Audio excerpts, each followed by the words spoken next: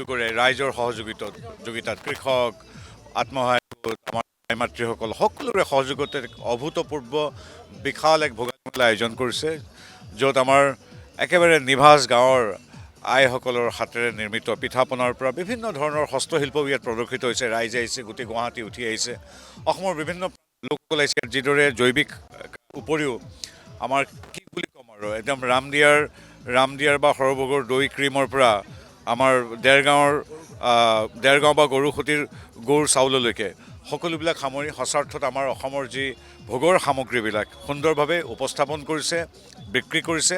এই আমাৰ সংস্কৃতিৰ পোনপটীয়া উপস্থাপনৰ সমান্তৰালভাৱে চহৰবাসী ৰাইজক গাঁৱৰ কৃষিজাত নিভাঁজ সুন্দৰ জৈৱিক আৰু ঘৰতে প্ৰস্তুত কৰা আমাৰ বিহুৰ পিঠা পনা যিদৰে দিছে, বিপণন হৈছে, আমাৰ ভোগালী বিহুৰ এক আয়োজন হৈছে আৰু সকলো মানুহ আজি একত্ৰিতভাৱে আগবাঢ়িছে। আৰু ভাৰতীয় জনতা পাৰ্টি আমি সদায় কওঁ নিৰ্বাচনত জিকিবৰ বাবে গঠিত এক ৰাজনৈতিক দল নহয়, সেৱাই সংগঠন ৰূপে আগবাঢ়ে। ভাষা সাহিত্যৰ চৰ্চাৰ পৰা কৃষিলৈকে পিঠা পনাৰ পৰা আমাৰ ছাত্ৰ ছাত্ৰীৰ পঢ়া শুনাত সহযোগিতালৈকে তাৰ মাজত নিৰ্বাচনত অংশগ্ৰহণ কৰা এটা কাম। গতিকে আমি এয়াই আমাৰ ইয়াৰ সাৰ্থক প্ৰতিফলন। কিদৰে আমি সমাজৰ সকলো ক্ষেত্ৰতে আমি সমাজৰ সৈতে থাকোঁ। নিৰ্বাচন ৰাজনীতি যাত্ৰাৰ এক প্ৰধান অংগহে, কিন্তু কৃষকসকলৰ সৈতেও আমাৰ কিষাণ মৰ্চা, আমাৰ বিজেপি সদায় থিয় হৈ থাকে। আজি এই বিশাল মেলাখনে তাৰ সাৰ্থক প্ৰমাণ।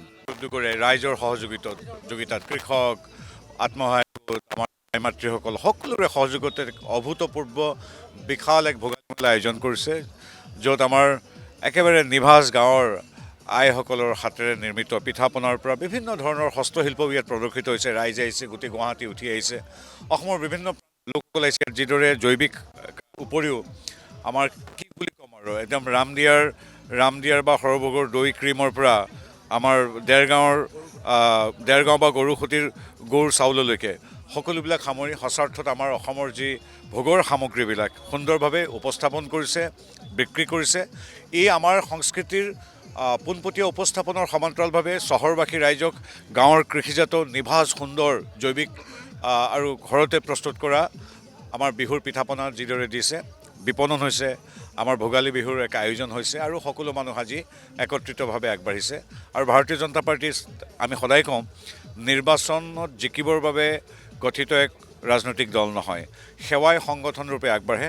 ভাষা সাহিত্যৰ চৰ্চাৰ পৰা কৃষিলৈকে পিঠা পনাৰ পৰা আমাৰ ছাত্ৰ ছাত্ৰীৰ পঢ়া শুনাত সহযোগিতালৈকে তাৰ মাজত নিৰ্বাচনত অংশগ্ৰহণ কৰা এটা কাম। গতিকে আমি এয়াই আমাৰ ইয়াৰ সাৰ্থক প্ৰতিফলন। কিদৰে আমি সমাজৰ সকলো ক্ষেত্ৰতে আমি সমাজৰ সৈতে থাকোঁ।